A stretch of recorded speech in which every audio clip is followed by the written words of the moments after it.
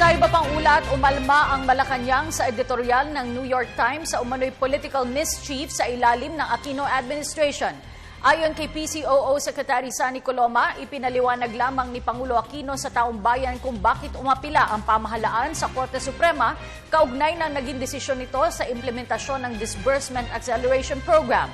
Pati na rin ang ruling nito sa desisyon ni Pangulong Gloria Arroyo sa pagtatalaga nito kay dating Chief Justice Renato Corona.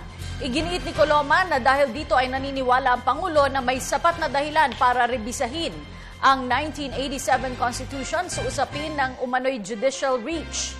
Iginit ng kalihim na hindi ito dahilan para ilarawan ang aksyong ito bilang political mischief o pagtalikod sa prinsipyo ng kanyang mga magulang na sina dating Senador Benigno Aquino Jr. at dating Pangulong Cory Aquino.